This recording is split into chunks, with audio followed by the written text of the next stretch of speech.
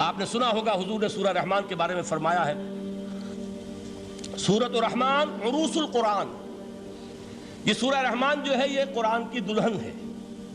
جیسے دلہن کو آپ خوشنما لباس پہناتے ہیں، آراستہ پیراستہ اس کو گہنے اور اس کو زیور پہناتے ہیں، تو جس طریقے سے سجاتے ہیں آپ دلہن کو، اللہ تعالیٰ نے ایک سورت قرآن مجید میں یہ ایسی رکھی ہے سورہ رحمان کہ اسے خوب سجایا ہے.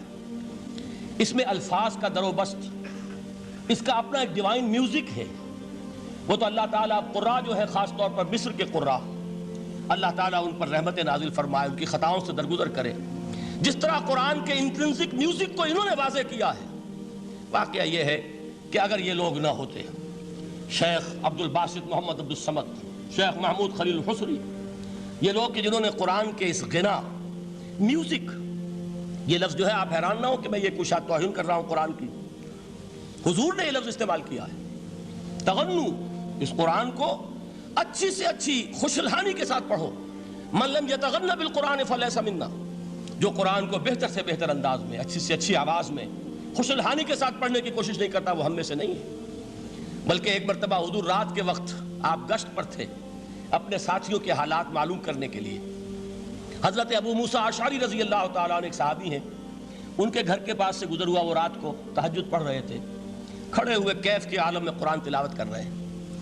حضور کو بہت پسند آئی ان کی قرات، کافی دیر تک وہاں کھڑے سنتے رہے. اب انہیں کیا پتا کون سن رہا ہے. بالکل اسی طرح سمجھ لیجئے ایک بات یاد آئی ہے. حضور فرماتے ہیں کہ جس طرح کان لگا کر اللہ قرآن کو سنتا ہے، کسی چیز کو نہیں سنتا. ہمیں نظر نہیں آتا نا، ہمیں معلوم نہیں، ہم قرآن پڑھ رہے ہیں تو سننے والا کون ہے؟ سب سے زیادہ کان لگا کر خود اللہ. یہاں اس لیے مجھے یاد آیا کہ ابو موسیٰ اشعری کو کیا پتا تھا کہ کون سن رہا ہے. وہ اپنی کیفیت میں نماز میں تہجد میں قرآن کی تلاوت کر رہے تھے، اور ظاہر بات ہے ان کے گھر ایکڑوں میں بنے ہوئے نہیں تھے، ایک ایک کمرہ، ایک ایک کوئی حجرہ، ایسے ہی تو گھر تھے نا صحابہ کے. لہذا حضور پاس سے گزرے، آواز آئی، کافی دیر سنتے رہے. اس کے بعد آپ تشریف لے گئے، صبح فجر میں ملاقات ہوئی تو حضور نے تحسین کے انداز میں فرمایا، یا ابا موسیٰ انک قد اوتیت مزمارا من مزامیر آل داؤد. اے ابو موسیٰ، تمہیں تو آل داؤد کے سازوں میں سے ایک ساز اللہ نے عطا فرما دیا ہے. جس طرح حضرت داؤد، لہن داؤدی مشہور ہے کہ جب وہ پچھلے پہر رات کو حمد کے ترانے الاپتے تھے، قرآن میں ہے کہ پرندے شامل ہو جاتے تھے ساتھ، اور پہاڑ وجد میں آتے تھے، پہاڑ بھی ان کے ساتھ شریک ہوتے تھے. تو جس طرح کا اللہ نے ان کو لہن عطا فرمایا تھا، حضور نے تحسین کے انداز میں فرمایا ہے ابو موسیٰ اشعری، اللہ نے تمہیں بھی آل داؤد کے سازوں میں سے ایک ساز عطا فرمایا.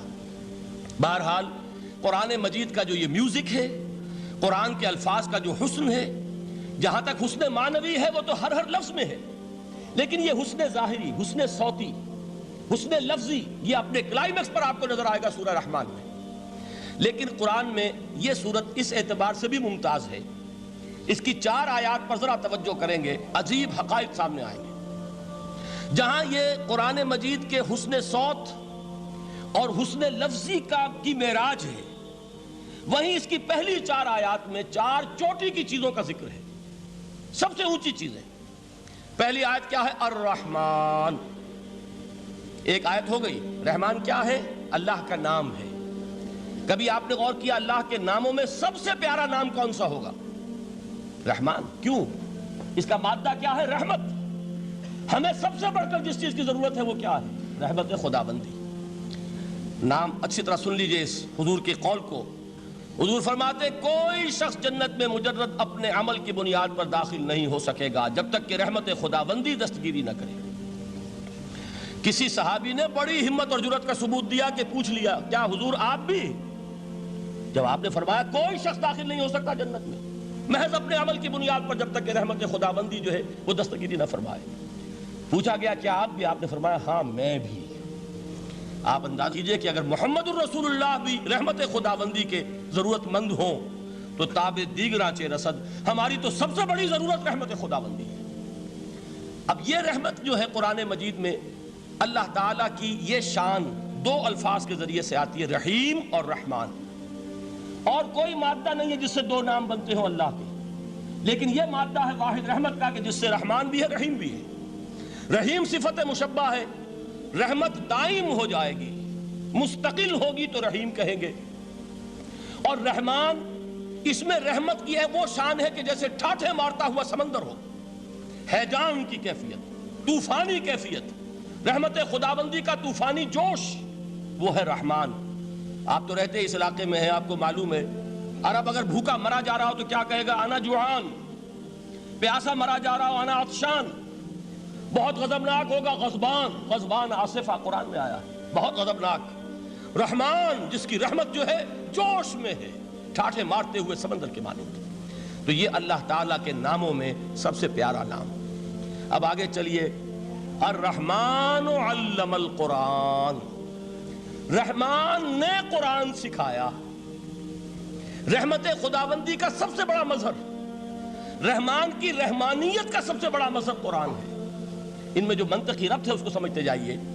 اچھا آپ یہ سوچئے، جو علم بھی انسان کو حاصل ہوا وہ کس نے دیا؟ اللہ نے۔ سائنس کا علم کس نے دیا؟ اللہ نے۔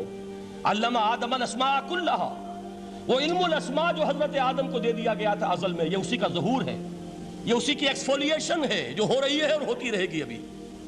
اور دوسرے علم ہے وہ کس نے دی؟ اللہ نے دی۔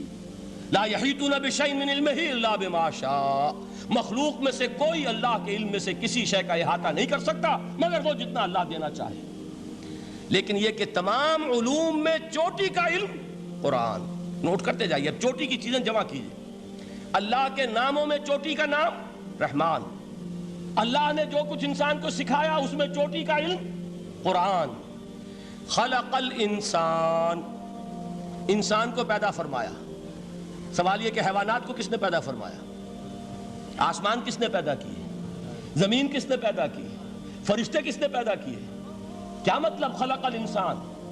اس کی تمام مخلوقات میں اس کا کلائمیکس، اس کی تخلیق کی معراج، اس کے تخلیق کا نقطہ عروج انسان ہے۔